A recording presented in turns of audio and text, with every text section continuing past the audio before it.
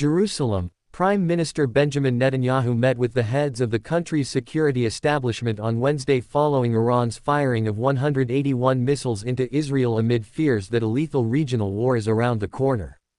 Fox News Digital spoke to military and Iran experts about the growing chance of a wider confrontation between the Jewish state and the clerical regime in Tehran breaking out. After the Iranian missile attack against Israel, there is no questioning anymore the basic understanding that Iran is the greatest generator of terror and death in the Middle East. Until now, Israel has been playing a whack-a-mole game with Iran's proxies, fighting Hamas, Hezbollah, the Houthis and others. Yaakov Katz, the author of Shadow Strike, Inside Israel's Secret Mission to Eliminate Syrian Nuclear Power, told Fox News Digital. Katz, who is a senior fellow at the global think tank Jewish People Policy Institute (JPPI), added, "With Iran again attacking Israel directly, the time has come to take the fight directly to Iran. The Ayatollahs there need to be made to pay a price." The headline by military analyst Amos Harel in the left-wing Haaretz paper read on Wednesday, "After an unprecedented Iranian attack, we are in a regional war." The Islamic Republic has been recognized as the center of Mideast volatility, terrorism and jingoism for decades. In 2010, Saudi Arabian King Abdullah told the United States to cut off the head of the snake by launching military strikes to eradicate Iran's reported nuclear weapons facilities. Iran's strikes on Israel forced nearly 10 million people to find safety in bomb shelters on Tuesday. The barrage of aerial warfare was the first time in Israeli history that the country's densely populated cities, Tel Aviv and Jerusalem, in the center of the biblical nation, faced such devastating attacks. The Israelis did not panic and stayed relatively calm under the pressure of the largely surprise attack. The only fatality from the Iranian barrage was the murder of a Palestinian man in the West Bank, known in Israel by its biblical regional name of Judea and Samaria. Tonight Iran attempted to kill thousands of Israeli men, women and children, but thanks to our miraculous defense system Iran failed miserably. Tehran is hurting after seeing its proxies in Gaza, Lebanon and Yemen get crushed by Israel. Tehran made a huge mistake tonight and will pay a heavy price at the time and place of our choosing, Lieutenant Col. Yoni Chetbaun, former deputy speaker of the Knesset and an IDF Special Forces operator in reserves, told Fox News Digital. Chetbaun was a decorated Special Forces operator from the Second Lebanon War, when Israel fought the Iran-backed terrorist movement Hezbollah in 2006. Prior to Iran's military strike on Israel in April, Fox News Digital reported that the Biden-Harris administration released billions in sanctions relief to Iran that will flow into its proxies' war machines, according to experts. The topic of funneling billions to Iran's regime surfaced during the vice-presidential debate on Tuesday.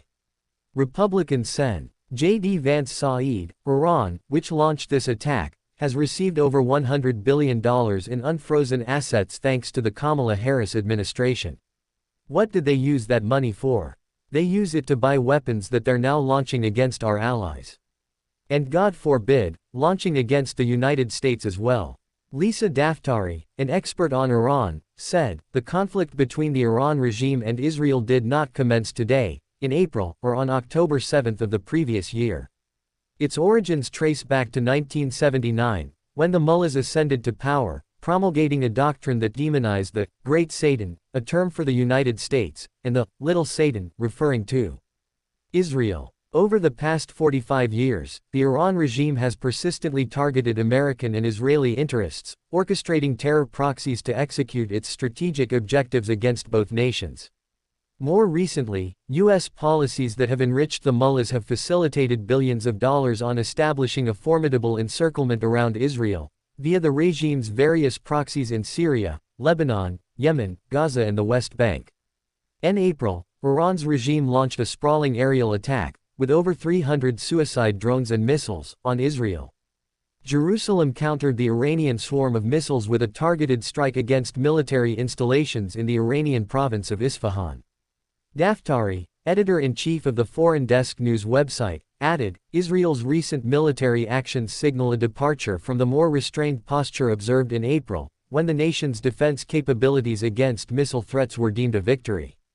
The recent strategic strikes in Lebanon underscore Israel's heightened efforts to neutralize enduring existential threats. She noted that it historically has engaged in tit-for-tat-like responses but noted, Israel is now poised to take decisive measures aimed at neutralizing this looming risk, with its focus now entirely on the regime in Tehran. David Wormser, a former senior advisor for nonproliferation and Middle East strategy for former Vice President Dick Cheney, told Fox News Digital, "This is a war between Israel and Iran which began as a direct war on April 14. The war is a twilight struggle between a nation run by a tyranny that seeks to extinguish the other. Either Iran or Israel, but not both, will emerge from this war not only as victor but survivor." He said the so-called ring of fire that Iran built around Israel not only had an aggressive aim, to choke Israel to death by initiating a violent war of attrition and isolation, including closing ports and ending international airlines flying to Israel, but also acted as a defensive deterrent against Israel, shielding Iran from any potential Israeli proactive action against Iran. With the destruction of Hezbollah, the strategic linchpin of the proxy network at the center of that ring of fire, as the greatest threat Israel faces, Iran was left fully exposed to the full weight of Israeli power. He echoed the strong language of Israel's military and political leadership, which promised to inflict severe pain on the regime of the Iran's supreme leader of the Islamic Republic, Ali Khamenei. Iran will surely now feel the vulnerability as the Israelis without fear any more of Hezbollah, or Iran will take the war from the defensive to the offensive against Iran's regime, said Wormser. He added, the mistake Iran made, as do its proxies and its minions in the West protesting on campuses, is not that they underestimate Israel's capabilities and its unity, but that they internalized their own ideology that Israel is a fake, fragile colonial entity rather than a deeply rooted civilization. Israel has shown that despite its mistakes and setbacks, its internal strength transcends that of any of their neighbors.